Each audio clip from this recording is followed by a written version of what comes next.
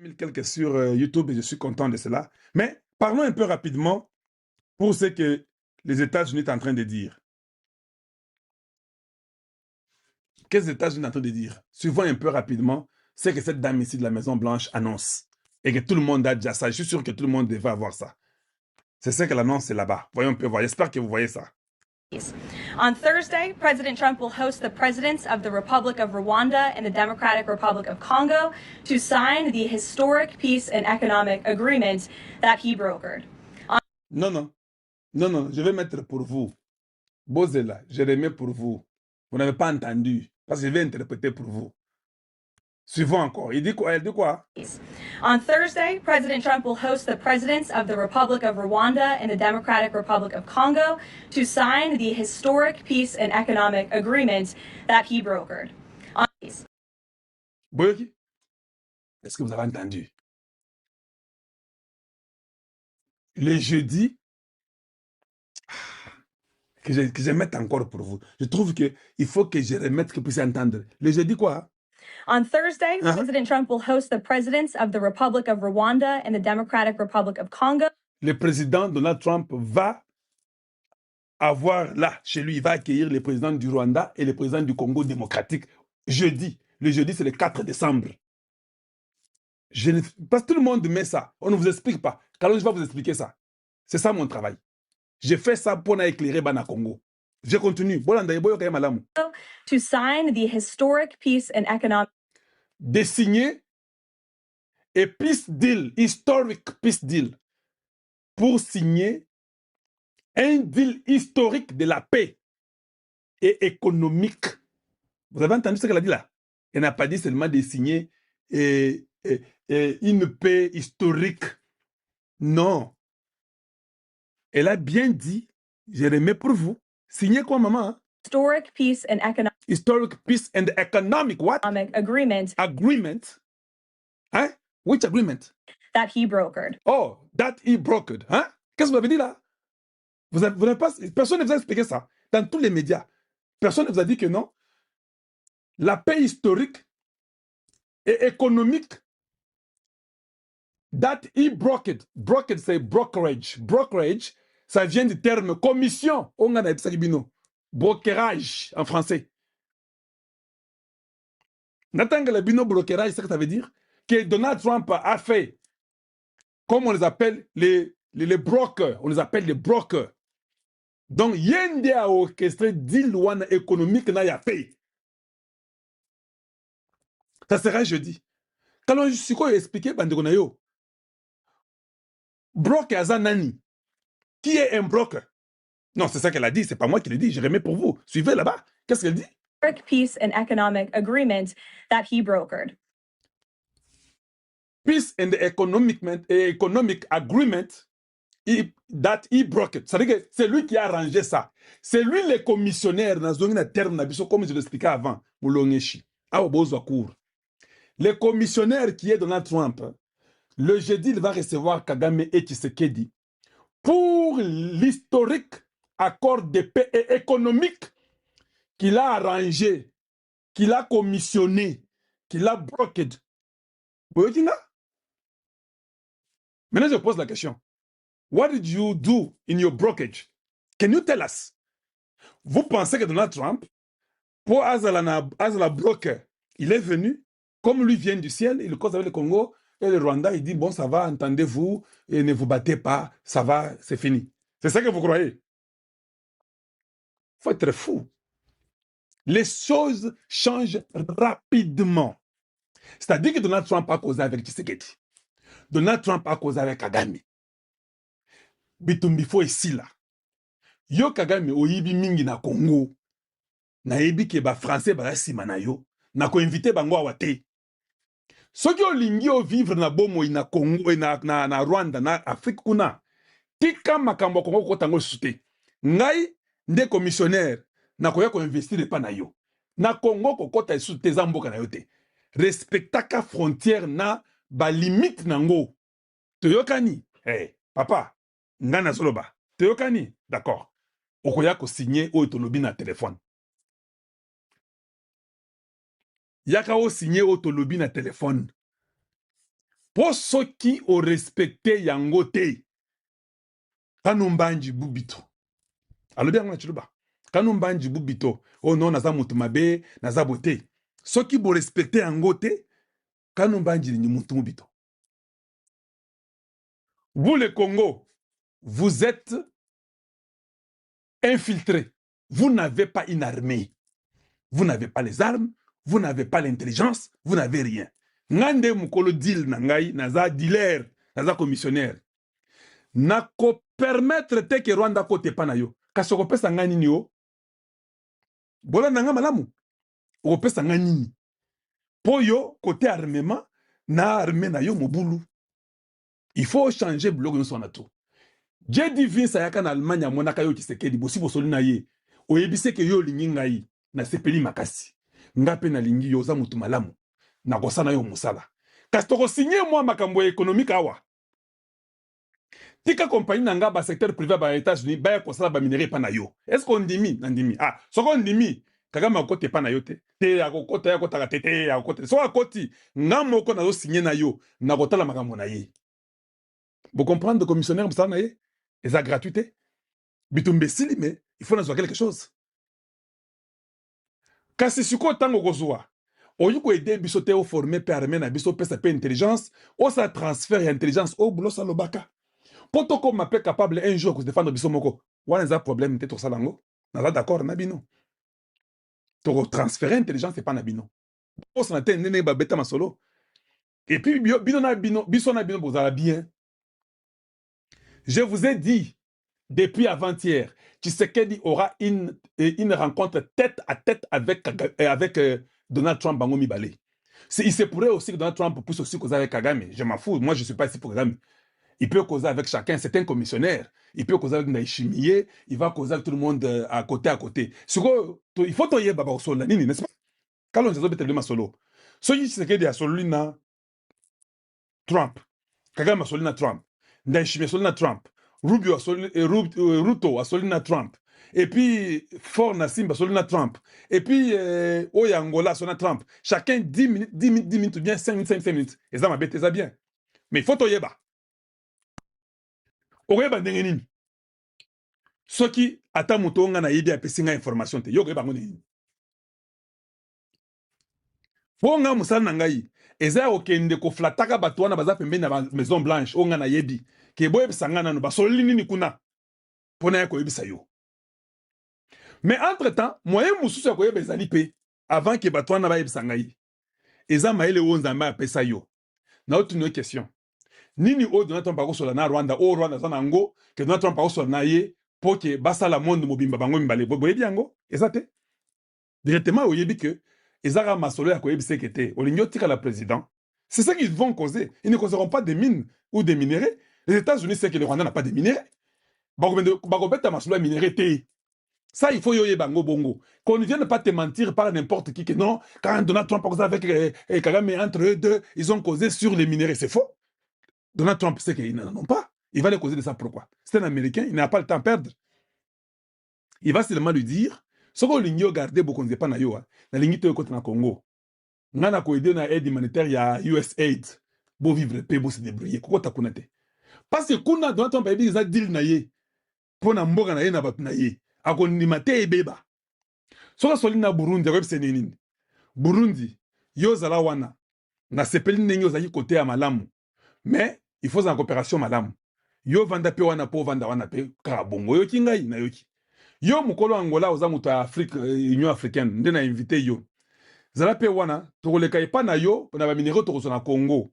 Yo to maintenir yo wana. Mais entre-temps, tant qu'on va côté corridor na ye, yo peut se débrouiller ka. Profitaka sikoyi salaka pe makambo na yo. To yokani, to yebi ko zape na diamant, o zape na ba minéraux na yo to repe pa na yo.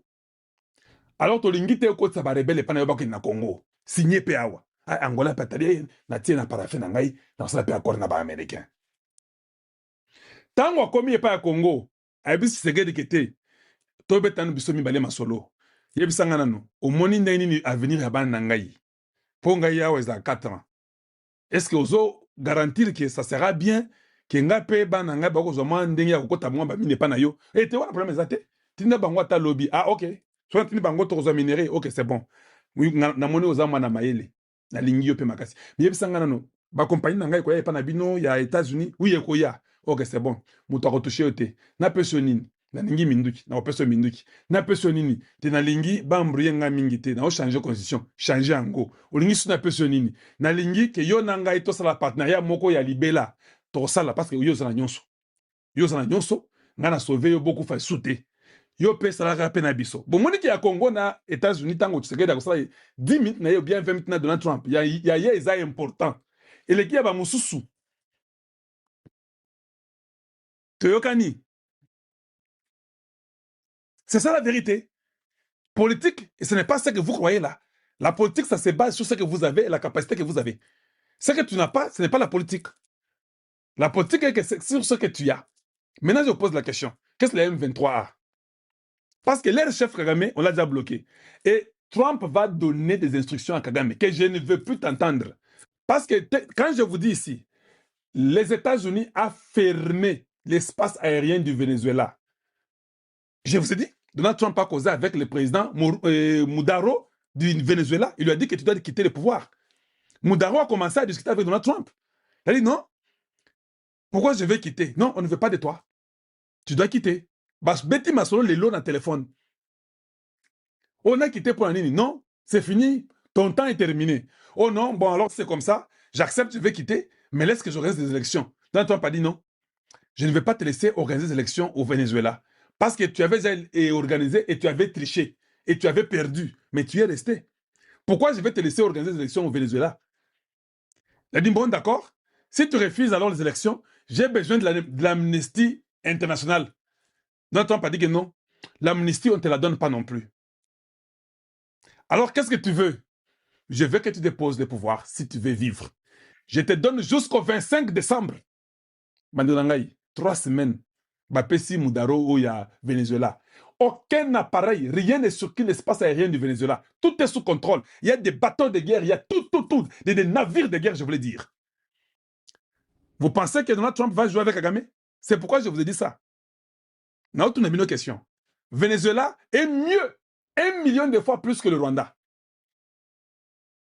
On les fait comme ça. Vous croyez que Kagame a un mot à dire à Trump? Non. S'il est fort, qu'il ne vienne pas. Parce que même les hommes forts, les dictateurs comme le Venezuela, bah, ils disent que je ne te donne rien.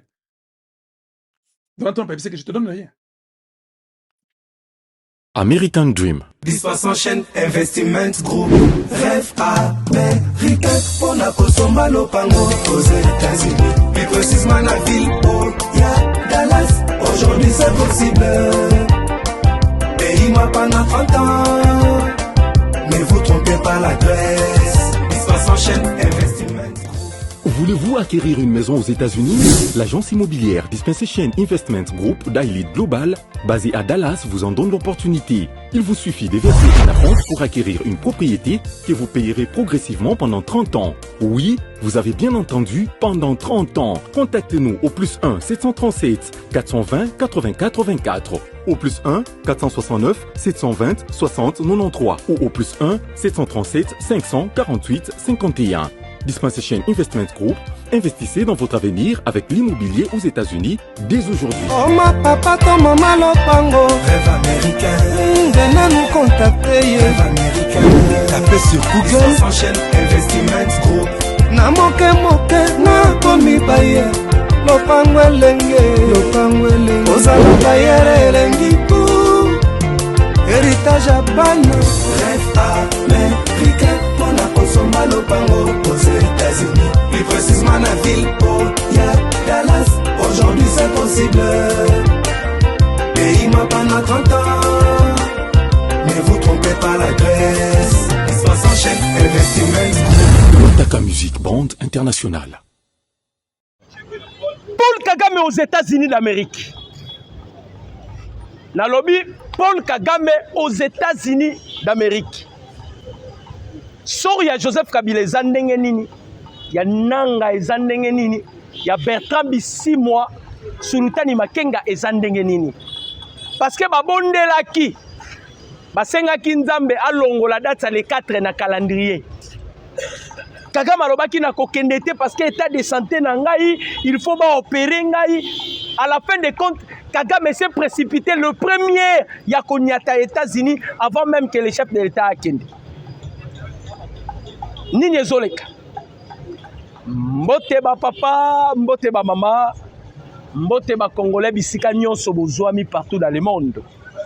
Esengo po bozalaka ebele na souci ya koluka koyeba toujours les actualités politiques ya République démocratique du Congo. Ndenge tolobaka Congo mboka munene makambo ezangaka te. Eza très important pour la Congolais koluka koyeba pays na yo elalaki ndenge nini, pays na yo lamuki ndenge nini. C'est très important pour un Congolais koluka koyeba situation sécuritaire ya est de la République. C'est très important pour les Congolais. Koluka koyeba état de santé ya mukonzi ya mboka. Les dons du ciel. Oyo nzamba pesi biso ba Congolais. Tobondela tozwaka biyano te. Biyano ya ba prière biso ba Congolais tosala mbula na mbula eza kozala na Tshisekedi à la tête de ce pays. Bandeko ba Congolais. Le chef de l'État, sauf l'imprévu, lelo fois qu'on t'a reçu. Sauf l'imprévu. Il y a quelques minutes, parce qu'à Zalaki na Serbie, président serbe, si vous allez vous souvenir, Atindara Mwasi na ye awa. Mwasi na ye aye akutani na maman Denis Nyakero Tshisekedi. Bango mibale bakangami basi. Na Burundi, wow! Burundi lelo. Laurence Kanyuki soka leli azota lisakaka Burundi. Bandeko, drone mataralisu na Congo te. CH4. Oh, Sikoi, C25. Ebi marasu na Congo te. Ebi melaka kota Bujumbura. Et donc, ebebisa calcul à ennemi. Parce que Burundi a été doté. Na Babylone moko eza susceptible donc eza moyen pénétrer zaté ba technologie moko pe à likolo. Moi si première dame ya serbe na première dame Denis Nyakero bakendaka na Burundi. Alors le chef de l'État kendaki na Serbie parce que homologue na pesa qui invitation. Bandeko ba Congolais Paul Kagame a sali sortie médiatique naïe. A sali 3 points de presse. Tous les 3 points de presse c'est baraté na baraté. Premier point de presse naïe. Ezalaki akolobake état naïe zo permettre te fois vanda boye boye. Deuxième point de presse naïe. Alobaki lui ne peut jamais accepter pour signer l'accord na Tshisekedi. Troisième point de presse. Et l'on sali que les 3 présidents, les 3 anciens présidents, Baya Koluka Kagame, Obasanjo, Jacob Zuma, na Tabumbeki, Oyo Kagame uti ko benga na wapi na Rwanda. Bae bisie obeti mabe. Osali mamana erreur oyo kokaki kosala te. Biso déjà tozalaki sima ya basango. Est-ce que vous savez que le point de presse de Paul Kagame est cloué même sauvant Kabila? Et même si même démarche il y a Bamoupe, il y a un moni silence radio. Les soldats dialogue ezali sous-souté. Quand vous allez parler sur un dialogue, soubassement ya dialogue en kozala nini? Soubassement ya dialogue et kozala nini? Les soldats dialogue et sili. Kagame après koloba nenga bebanaki na ba chef de l'État obayaki kolukaye batuni oloba ki bongo pona nini. Kagame ebisi bango pression nga na osibir. Bino bozo kango. To ebisaki ba Congolais. Quand le président Tshisekedi alobaki je vais les anéantir un à un. Chef de l'État kedaki plus loin. Ya koloba nini? Bitumbo yo tozobunda, c'est moi qui sera vainqueur. Boyo kasikoyo, le plan machiavélique qui a ennemi. Parce que awa, Kagame les États-Unis. Kagame akenda lo akomaki c'était avant-hier na tongo parce que abimaki c'était vendredi soir. Nazolandela Kagame parce que na mutu aza pembe na Kagame nda opesanga ba information. Kagame akei akutani na ba diaspora rwandais oyo bazali na États-Unis. Bato apesaki mission pe basala musala. Parmi bato yo ezala mususo bomonaka bakangaka aux États-Unis quand le président Tshisekedi alingaki tenir point de presse azalaki ko tenir point de presse devant diaspora congolais au baza aux États-Unis. Bazalaki na clique wana. Kaka mazoluka que dois-je faire pour ça na ezali avant que Tshisekedi aya ba signer ba accord parce que le chef de l'État si apesi nini na ye kazoya. Na kotengela bino mukonza boka lobi nazoya alors soki boyoki mutu alobi oti sekedi aboya ko kenete boye bakiaza M23 parce que soki to keite est-ce que boye belo balobaka équipe o eyete ezora nini forfait to ana compétition to beta bale équipe adverse ye équipe o ko santé ba kopesa bango forfait ezeb loko ya Kagame a dévancé pour la relocation, il a bloqué Tshisekedi à combattre. Voilà pourquoi Joseph Kabila tini maman Franck Kidiongo abimi. Boyo kamakabu Franck Kidiongo utikoloba. Vous allez directement comprendre pourquoi ils sont agités. Agitation la bango ya makasi boye pona nini. Franck Kidiongo a utiko telemela. Idéologie il y a état fédéral ou le fédéralisme a utiko telemela yango. Mais Franck Kidiongo asali po de presse alobi Tshisekedi a trahir peuple congolais. Oyoka. Je vais lire Babilo kona nyoso tout ça la analyse parce que ils sont en agitation. Franck Kidiongo a s'allié na Kabila. Kabila, il est le cousin de Paul Kagame. Oh nazo di Sabino, c'est vrai. Kabila est le cousin de Paul Kagame. Ndeko ya Kabila oyo Jeannette azali tata mwasi ya Kabila. Tandis que Paul Kagame azali ndeko ya mama na Kabila. Jiveline soki Jiveline yo soki nini parce que papa ande kombo ezalaka Touare ande Touare. Mama na soki Jiveline soki nani. À cause ya liwa ya mama Kabila nde baboma Shebeya. Batebele baye barate. Batebele baye barate. Coutinho Fernando Lelo azana problème. Il est devenu inapte à cause il y a découverte il y a famille à Kabila na Rwanda. Yekuta yebarate akei na ekak akeko découvrir que Kabila a une famille na Kigali. Nenga zwaki initiative ya Sauvons le Congo. Oh Kabila lelo ayibi initiative na ye. Normalement on devait porter plainte. Kabila oyo azali cousin ya Kagame.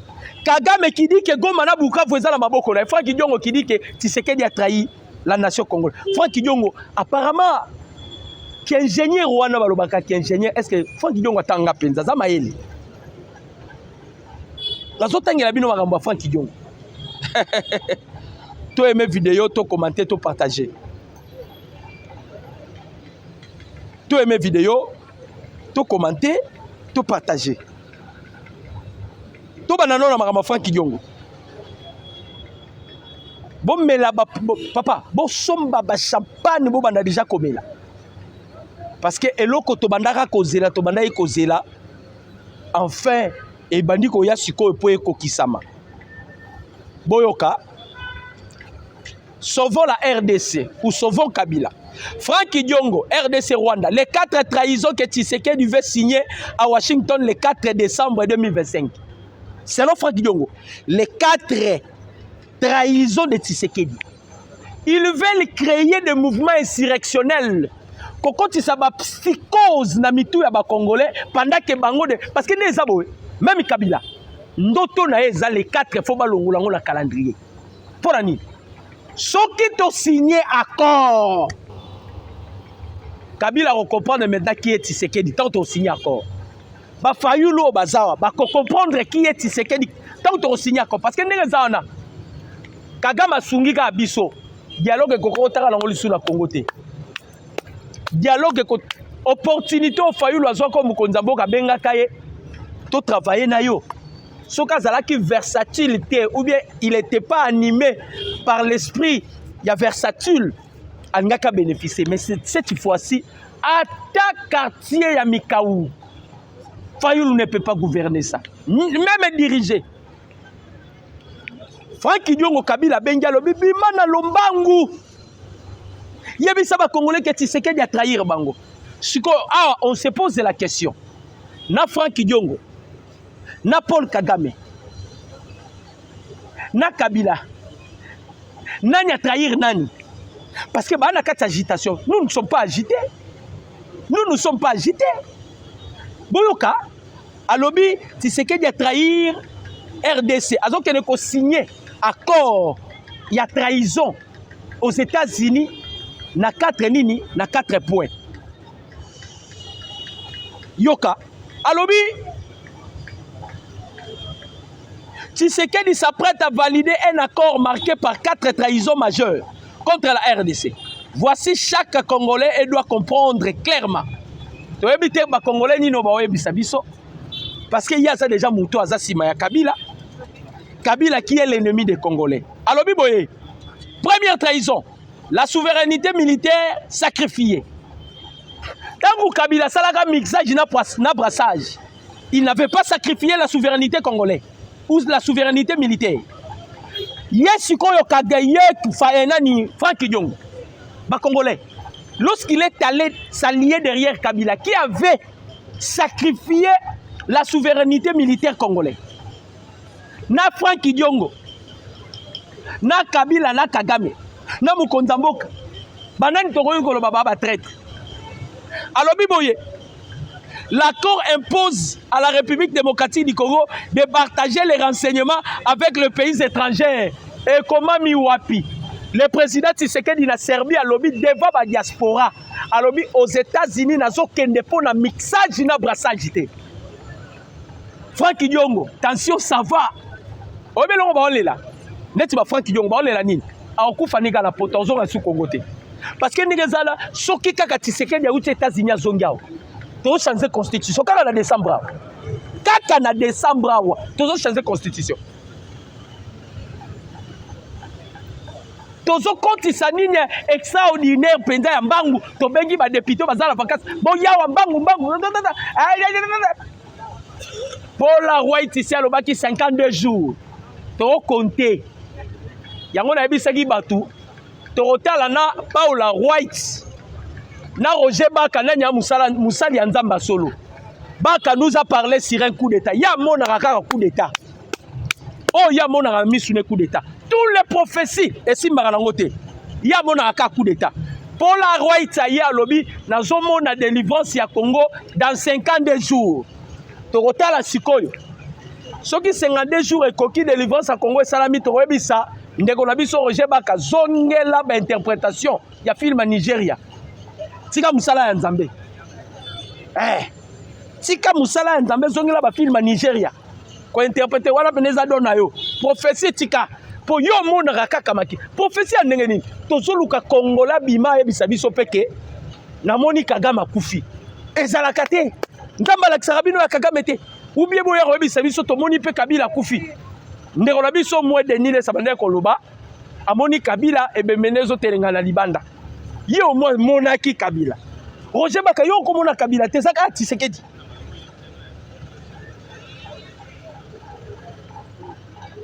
Deuxième, c'est le bango. Alobi, c'est une reddition diplomatique déguisée. Aucun État souverain ne livre ses secrets militaires à ceux qui profitent de sa fragilité. Selon Franck Diongo, deuxième trahison, une ouverture légale au pillage de nos ressources. Sous les prétextes d'intégration économique, l'accord crée un accès direct à nos minéraux, à notre énergie ou à lac Kivu. Ce n'est pas une coopération, mais c'est une brèche ouverte dans les coffres forts du Congo. Dans les coffres forts du Congo. Dans les coffres forts du Congo. du Congo, une dérive dangereuse pour notre avenir économique. Botala Mutoyo. Oyo baolo baba sunga ba sauver Congo, il est allé derrière Kabila. Kabila oyo azali cousin na bakutu cousin neve ya Muto alobi Goma na Bukavu ezala maboko na ye. Avant Goma Bukavu Kavu mwe fongwama, il faut ba pesa ye ba droit na ye. Ba droit na ye eza nini? Ba Américain ba yebisaka ye ba kopesa ye Kivu. Ba Américain ba yebisaka ye kozwa Kivu ko la République. Et puis asignara mikanda Joseph Kabila banaye ko futa armée rwandaise 60 millions de dollars par mois. Babilo kona nyoso yazo revendiquer. Azo revendiquer biloro nini? Oh encore de l'emera. Il faut la respecter. 300 km na yebisa kibino Ruchur na Nirangongo eza ndambu ya Rwanda ba annexa yango na kati ya Congo. Bandeko ba Congolais. Bandeko ba Congolais. Sikoyo muto Franki Liongo azo agitation en soi na Joseph Kabila na ba Franki Liongo na ba José Makila discours kaka ya Paul Kagame si ebomi bango tout discours ya Kagame nde silisi guerre na Est beaucoup de gens bazongwa na légèreté discours kaka Kagame sali nde silisi guerre na Congo lelo mokili mobimbe yebike guerre ya Est de la République eza na représentant légal na yango moko il se nomme Paul Kagame. Ba branche na yende za ba M23, ba Joseph Kabila, ba Franki Diongo, ba Frigolé Ambongo, ba Firgence Muteba, ba Bedona Chole, ba Martin Fayoulou, ba Delice Sanga. Bozo mona ba mona na suta na ba chaîne té, na ba télévision té. Bozo mona bango. Bozo mona bango, bozo mona na lisusu té. Ils sont tous abattus. Troisième point, Oyo, Ndeko Franki Diongo, les Rwandais déguisés, Alobio Tshisekedi à trahir Mboka Congo. Un flot calculé autour des troupes armées. Aucun nom, aucune responsabilité. Tout est volontairement noyé dans l'ambiguïté.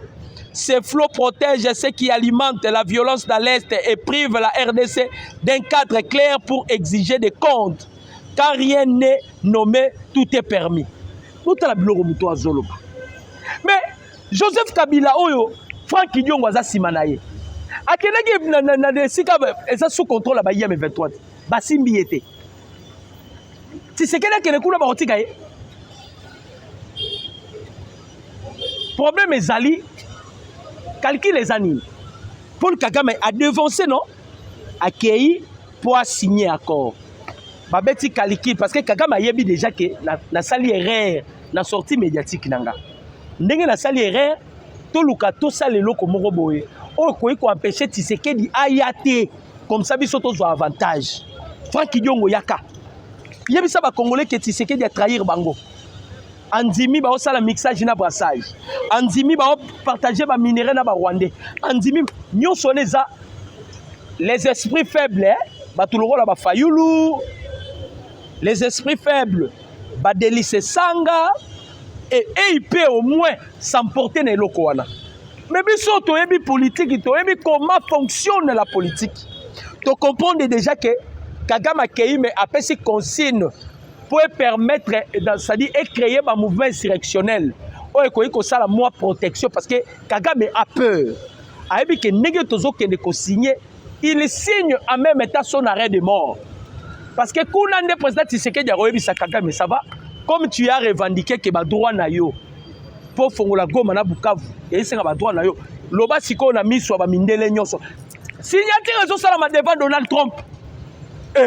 But vous avez pas blague. Nous avons cassé les alliés sur le bosso ya Libano américain ndoké nani Massad Boulos. Oh bandeko. Makamuleke il est passé déjà à stade à Massad. Même Marco Rubio na minito yo. A kokokate stade problème est commis na minito. C'est lui-même Donald Trump. Yenda zokuta na Kagame, azokuta na président Tshisekedi. Président Tshisekedi a toute la Kagame na mi soit Trump.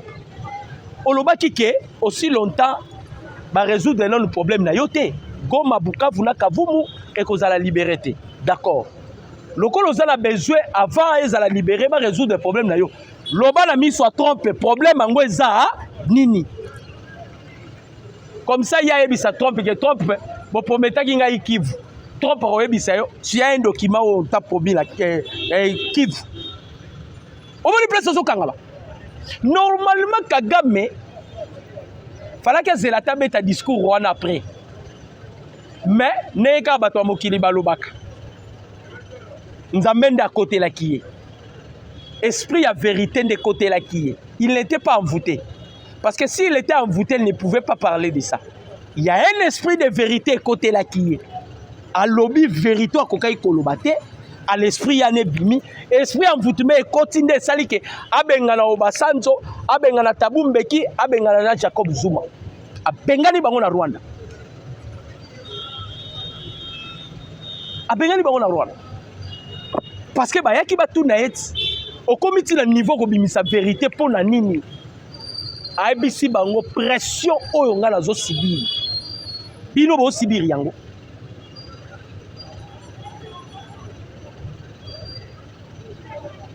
Donc Kagame bandeko.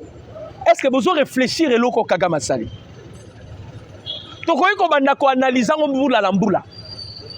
Kagame apesa ki basango mission. Mission apesa ki basango. Azobanga ba poursuite judiciaire et salama to elandaye. Conformément à la convention ya 1948 o e salama pour ce qui concerne ba crime, ba génocide. Ba yo nyoso ba commettra yango. Convention c'est salama ba kozala poursuivable.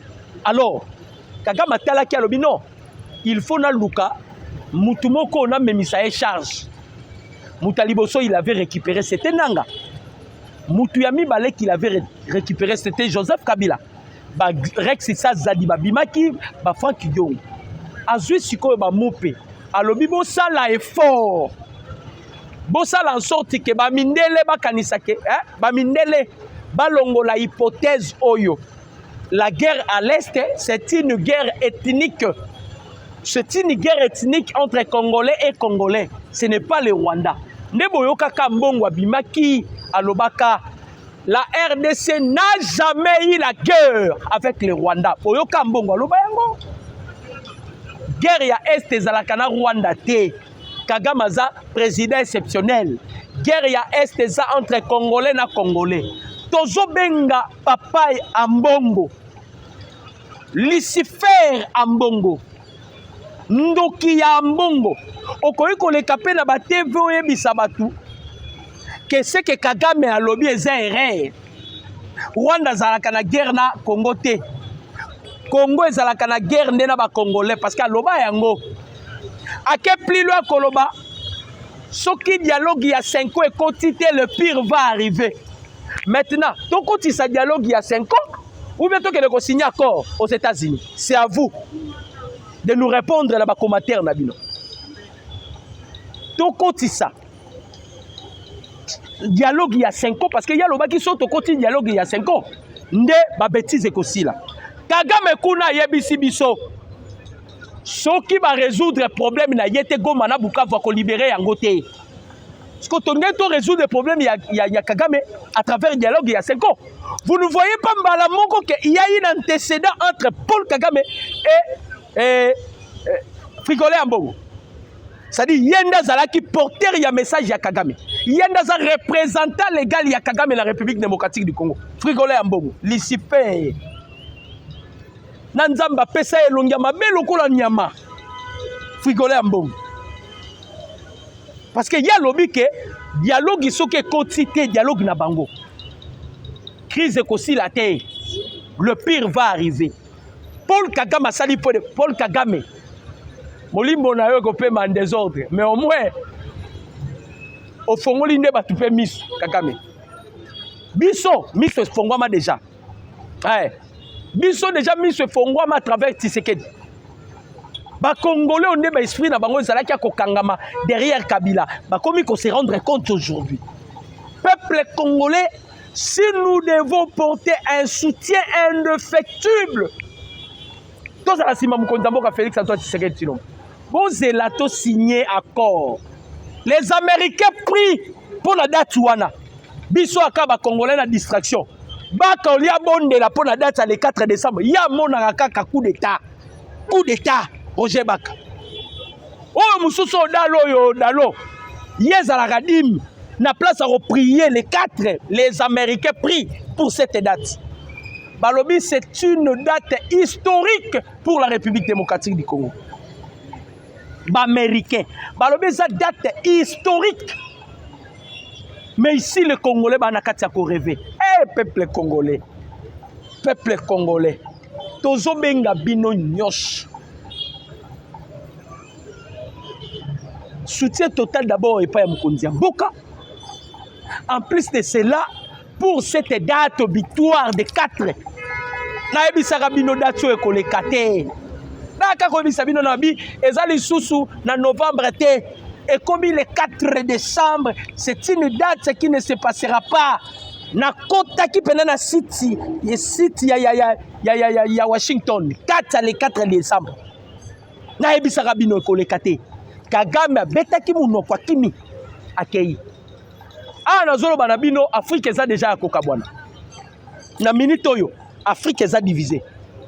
Bolandi lobby, le président burundais, Evariste Ndayishimiye, a exhorté les Congolais. A ebisi ba Congolais.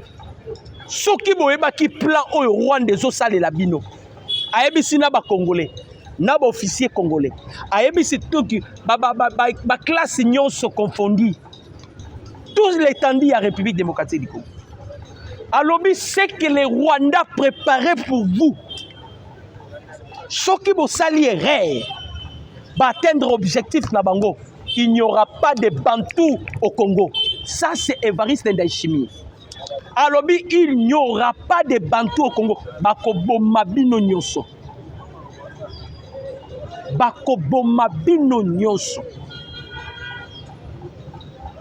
Ce que vous devez faire, bozala bomoko binonyo so bozala sima ya Mukonzi Mboka Félix Antoine Tshisekedi Tshilombo.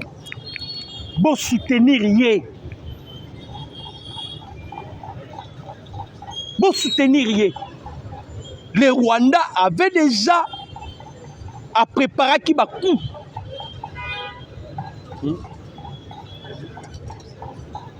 Franck Yongo Nasuka, 4e trahison à l'Obinin. La mise sous tutelle de notre sécurité nationale. Les décisions les plus cruciales seront prises à l'extérieur du pays, sous supervision étrangère. Sous supervision étrangère. La RDC passe du statut d'acteur à celui de spectateur de sa propre sécurité.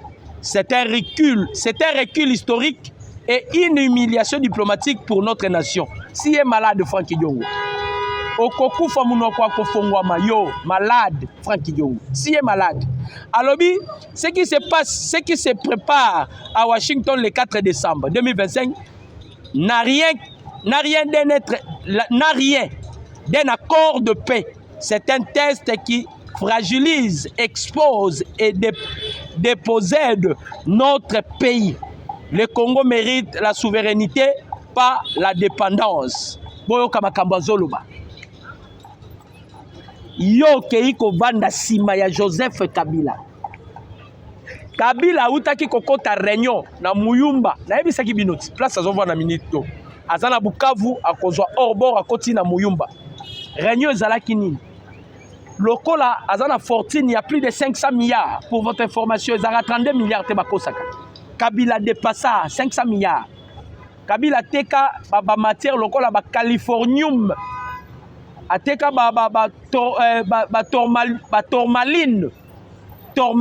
tourmaline. Ateka diamant noir. Ateka pyrochlore. Donc il avait amorcelé le Congo. Il a amassé de l'argent. Maintenant, Mbongo ya Kabila a promis qu'on fournir ma rébellion. A tient Mbongo ya G. A corrompu qui va notable, il y a Idui, si c'est Idui. Na ba chef coutumier. Na 5 quelques millions de dollars. Aïe les sous na 100 000 à corrompre ba notable ya ba bembe. pour bapesa accès na Uvira. Muto Franck Diongo azolo ba Tshisekedi aketre bazolela. Bandeko, omoni makambo Franck Diongo ya koloba. Eza kolela ya Kabila. Make alelinde na munoko Franck Diongo. Bayebi ke soki kaka to arriver ko signer accord bandeko. Bandeko. Le chef de l'État y a zolo Yoka. Washington 2025. Le Congo affirme sa souveraineté avec force et clarté. Le président de la République démocratique du Congo, Félix Antoine Tshisekedi Tshilombo, confirme sa participation à la rencontre aux États-Unis d'Amérique. Tout en réaffirmant une position claire. La souveraineté de la République démocratique du Congo n'est pas négociable. Elle s'impose. Depuis Belgrade, devant la diaspora congolaise, il a été sans équivoque. Aucun brassage, aucun mixage, aucun compromis avec l'agresseur. Le Congo se rend à Washington avec ses principes, non pour céder. Cette rencontre sous médiation américaine vise à faire respecter un accord déjà public. Mukondabo Katiazo Kene, il y avait déjà un accord qui déjà publié. Ce qui est avantage, avantage, et ça des avantages pour Nabiso. C'est ce que Franck Diongo a lobby. Ça, c'est la haute trahison. Ce qui a des avantages pour. Pourquoi il y a l'agitation et pas il y a Kagame? Pourquoi il y a l'agitation et pas il y a Kagame? Pourquoi il y a l'agitation et pas il y a Kabila? Pourquoi il y a l'agitation et pas il y a l'ennemi? Parce que bolobi ke accord oyo bisonde toza ba perdant. Mais pourquoi il y a na yo mon repère Franck Diongo oza agité pour nani? Hein?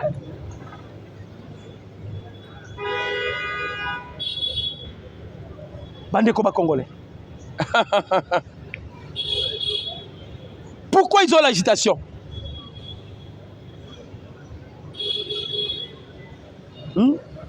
Pourquoi il y a l'agitation? Ennemi a affaibli. Bandeko. Alingaka ko sabatu na ba information ya Lukuta. Oh, Mwenga, tout cela, bandeko luka. Ba luka ba bebisa kaka. Esprit à Congolais parce qu'ils savent bien que les Français, le peuple congolais sont manipulables. Ils manipulent les Congolais si facilement. Mais biso za bongote biso to génération auto bunda pour to la moussa ba Congolais. To la moussa ba Congolais. Maintenant, nous est de la République. Bandeko ba Congolais. J'espère que Baouti Koyoka, Laurence Kanyuki, Aouti Kolela. Bango so ba beti biso. Sot ba beti biso. Biso le la raté. To le la raté. Mais biso soki to beti bango. Laurence, soko Monica Laurence Kanyuki a bimia sali point de presse. Milelo bandeko Biamungu a ute ko kufati na frappe ute ko le katu petaki bango to bomaki Biamungu. Biamungu a été remplacé par des officiers rwandais ba utaki fraîchement na Kigali. Paul Kagame n'a pas c'est bon. Des officiers rwandais ba utaki fraîchement na Kigali. Baye bandeko baye ba remplacer Biamungu. Bandeko bango pe bakutani ni suna mbiskadi. Bakutani na mbiskadi. Des officiers na bayaki anazo to poudrier bango. Quartier zobeta mandenge nini. Il y a déjà des Wazalendo qui sont en contact avec des Hutus. Les Hutus qui sont à Kigali. Donc Kagame nenga zawana Kagame zo sambo kala mingi te. les Hutus qui sont déjà à Kigali. Il y a des Hutus Moussous Baouti Boye, côté à Centrafrique. Baouti Moussous Baouti na Soudan. Les Hutus jirent que par correspondre au pouvoir na bango Kagame a Ibela bango Juvenal Abiyarimana. Les Hutus se sont décidés. Sikoyo, basali déjà front commun, ya ba Hutus. Parce que ba Burundais baza ba Bantu Hutu. Il y a encore des Hutus rwandais qui sont au Bujumbura. Baza na Bujumbura, bango pe bazo kita. Ils cherchent maintenant comment faire. Parce que bah, déjà que Kagame a un état à faiblesse. Na Kigali.